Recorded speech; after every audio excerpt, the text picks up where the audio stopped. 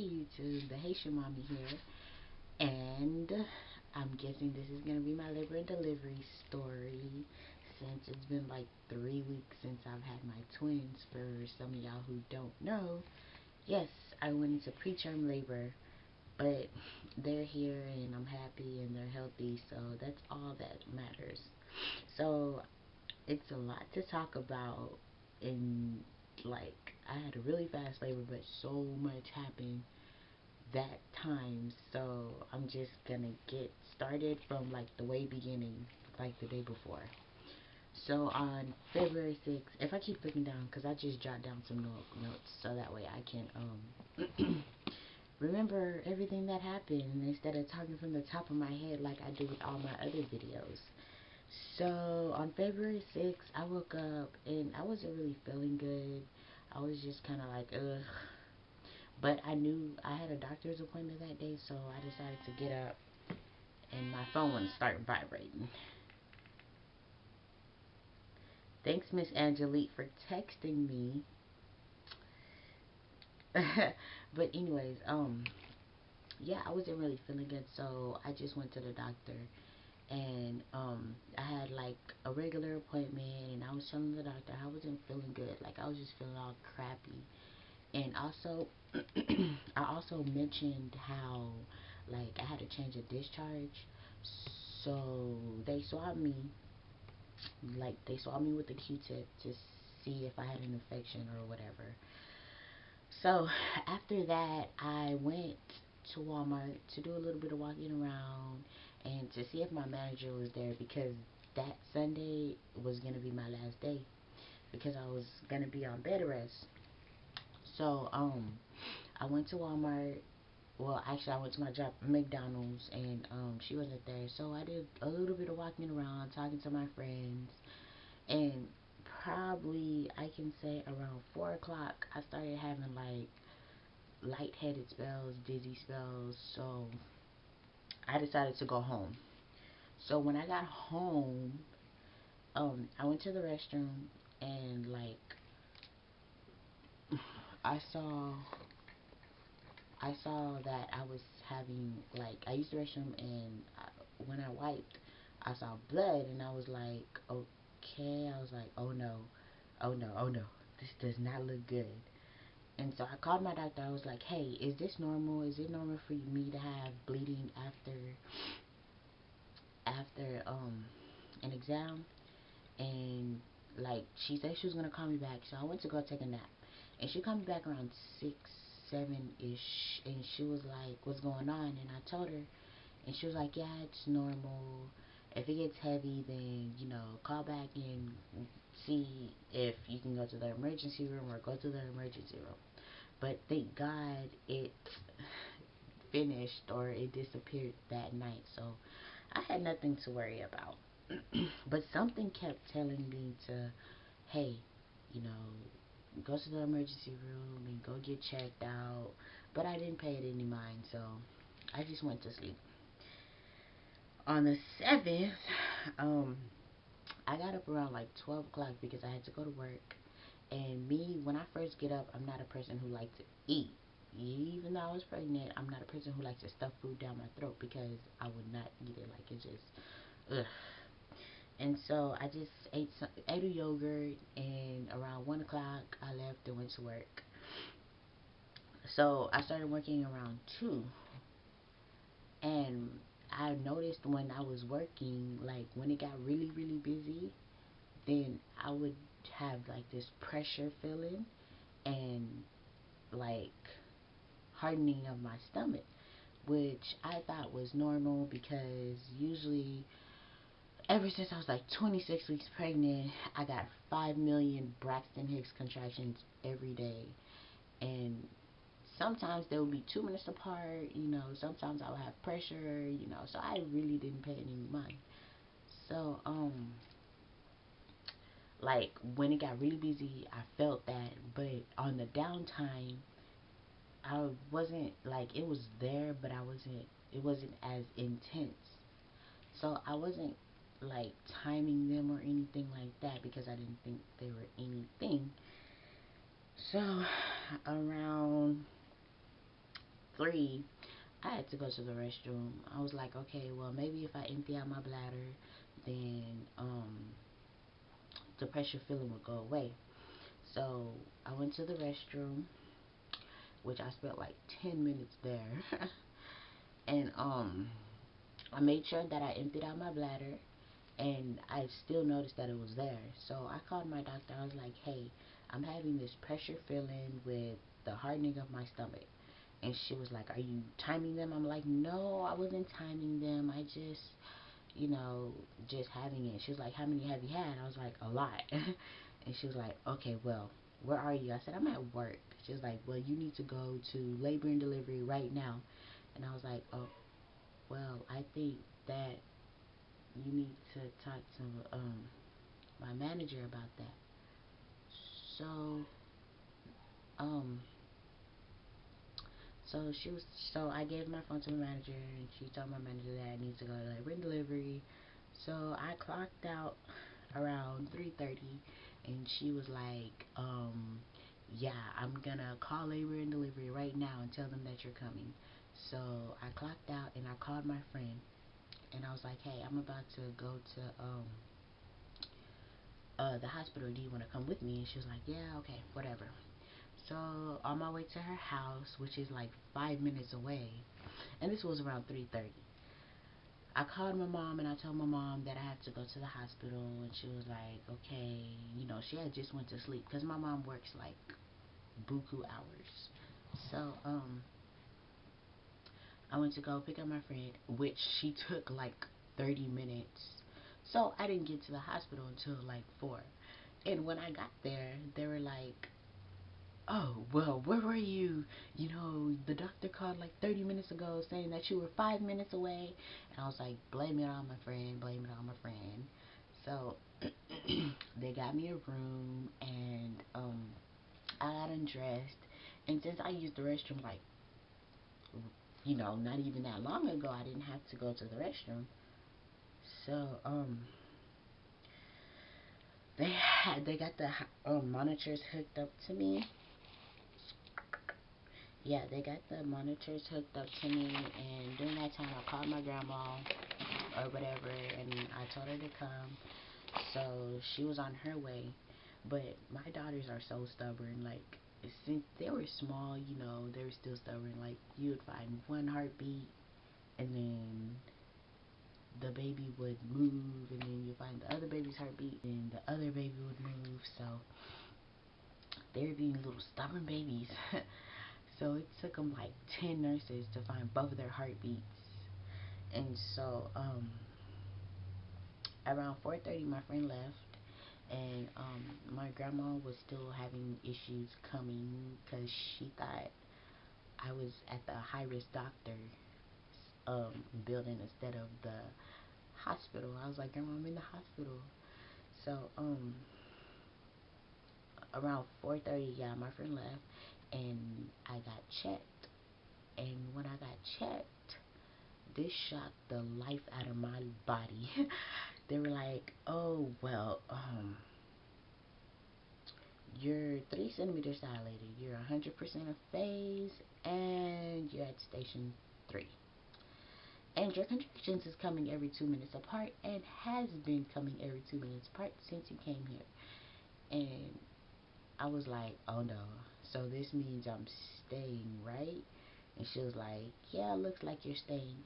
And right around that time, I started explaining to her how I had got an exam that the day before, and how I think they thought that I had an infection. So they started an IV on me, which I'm going to show you where it's at. Well, I don't think it's right there. You see that little bump looking thing. Anyways, yeah, they started an IV on me, and yeah. So with the IV, I had to have liquids because I didn't eat, and then they started antibiotics on me, which was around like 4:40. They started antibiotics on me, and let me tell you, I had to get that shot to mature the baby's lungs, and I got it on my thigh. Oh my gosh. Word of advice: if you could keep a baby inside of you for as long as you can, keep the baby inside of you, because let me tell you, when they give you that shot, it hurt like hell. I thought that I was gonna die. Like, it hurt so bad.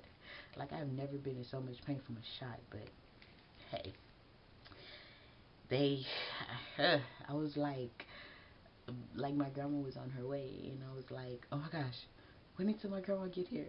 I know it's gonna hurt. Hold on, wait. But they were like, no, we have to give you the shot because it's to mature the baby's lungs, and as fast as we give you the shot, then the better it'll be for the babies. And I was like, oh. So I had to take it with no family in the room. So around that time, that's when the doctor that was on call came in, and he talked to me, and he was explaining how I'm in preterm labor, and that since they didn't have a level 3 ICU, then they might have to give me in an ambulance and transfer me to a different hospital. But he said since this time is traffic time, then we possibly might have to get you in a helicopter. So me over here, I'm just like freaking out, like, wow, really? But at the same time, I was really, really, really calm. So I didn't really pay any mind. So yeah. So after that, they stuck a catheter in me that still hurt like hell, and they had to get a urine sample, and I was just sitting up here. I was just like, wow, people go through this when they're in labor. But I was chilling. I was having contractions every 2 minutes apart. I guess they were strong, but I really wasn't feeling it. I was texting, I was talking on the phone, and I was just, letting everybody know that I was in labor. Anyway, so I was letting everybody know that I was in labor, even though I wasn't updating on Facebook, but you know, I was still, calling close friends and relatives and letting them know. So right around that time, or around 5-ish, after the doctor finished talking to me, an ultrasound tech came in, and she had me laying flat on my back. And let me tell you, I was really, really uncomfortable. And from laying on my back, oh my gosh, it was horrible. I was just really uncomfortable. And the thing about it is, the pressure went from my stomach to my back, which was really, really, really uncomfortable. And it stayed in my back until I gave birth, I guess. And so while the ultrasound was being done, the nurses decided that they wanted to start me on magnesium and antibiotics. So I was started on magnesium. And let me tell you, magnesium is not my friend, because as soon as it started going through my veins, like, it burned so bad, to the point where I was just like, oh my god, just cut my hand off. I don't even want it. Just cut it off. And after that, not even 5 minutes later, I started feeling really, really, really hot. I was like, man, I am burning up. And to make matters worse, I was feeling high. So I was hot, and my veins was burning through the IV from magnesium. So they had me on magnesium, they had me on antibiotics, they had me on fluids, and I was uncomfortable from having an ultrasound done. So I was laying on my back for about 45 minutes to an hour. So after that, um, I can say around 7 o'clock, the people for the helicopter came, and my grandma was there, and they were, I'm having brain farts.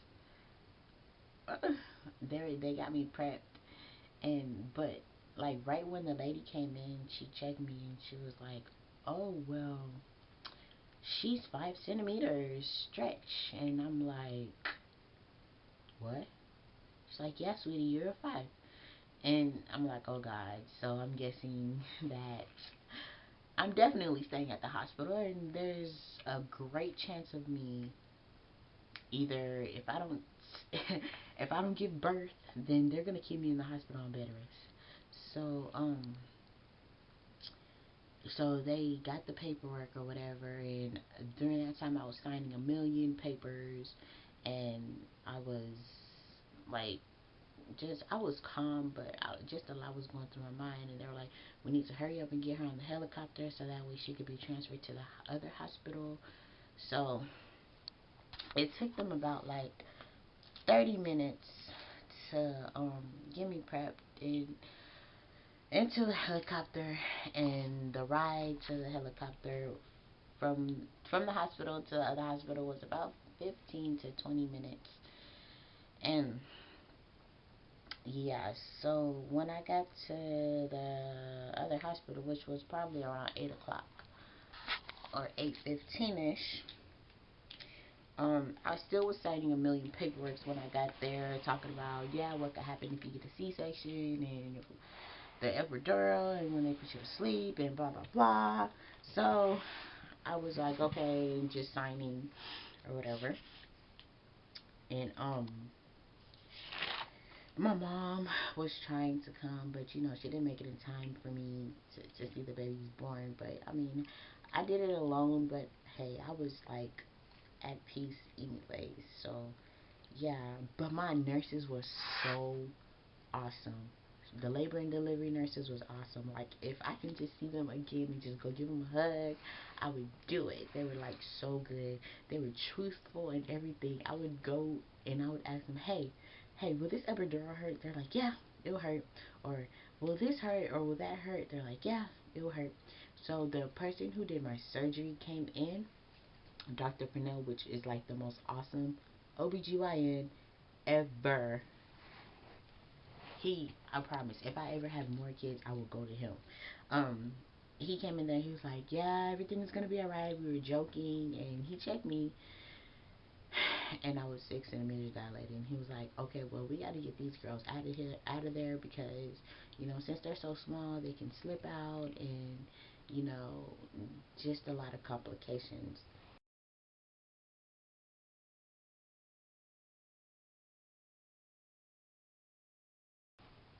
So they took blood, they switched my gowns, they got me a new hospital bed, and they were asking me a million questions.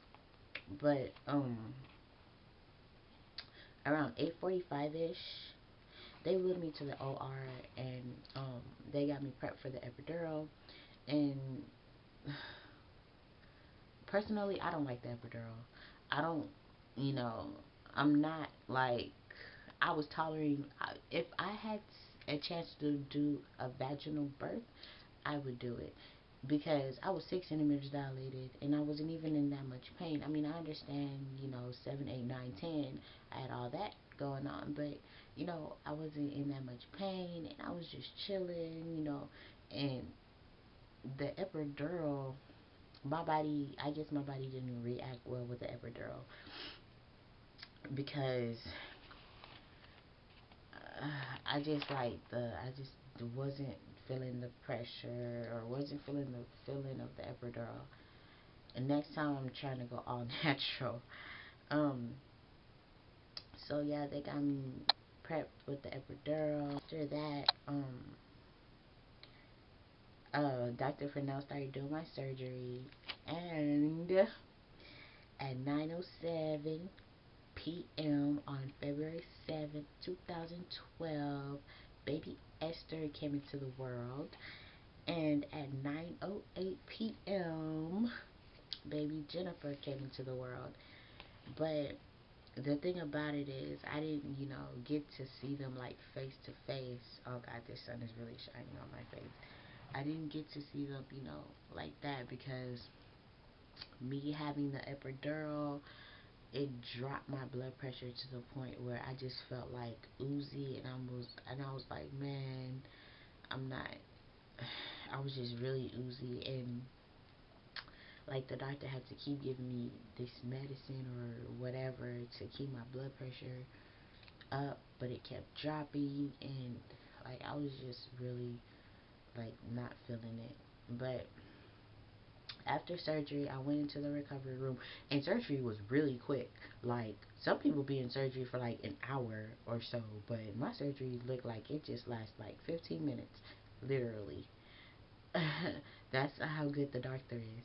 And so, after surgery, I was wheeled into recovery, and I guess they dosed down the epidural, and that's when the pain came. I was like, oh my gosh, I have pain. So the lady had to give me a shot in order to help me with the pain. Well, the nurse, the awesome nurse, had to give me a shot in order to help me with the pain. And during that time, my mom came into the recovery room, and she gave me a hug, and she was like, "How are you feeling?" I'm like, "I'm feeling good, Mom. I'm just in pain," and just a lot was going through my mind. And so after the recovery, um, they wheeled me to the ICU where I got to see my babies, and they were just so perfect. Like, I just can't imagine just any other babies ever. Like, I'm trying not to cry. They were like perfect. I was like, man, can I hold them? I took some pictures, but I had to take them with my phone since I didn't have my camera. But took pictures, and then after that, I just went into my postpartum room, and really, I don't even know what happened after that. After I went into my postpartum room, I don't really even know what happened. I think I just chilled, talked to the family because it was my mom and my grandma, and just chilled, I guess. But yeah, that's my labor and delivery. So much happened in such little time. So I'm guessing I was in labor from 4, well, because I went to the hospital at 4, and the babies was born around 9. So I guess I was in labor for that long of a time. I mean, I probably was in labor before that, but I don't count before that since I wasn't being monitored or anything like that. But I got admitted into the hospital on Tuesday, and on Saturday I went home and I had to leave my little girls. But I wasn't you know crying or anything, but I don't know, I just miss them so much. But I try to go see them as often as I can, so that's a really good thing.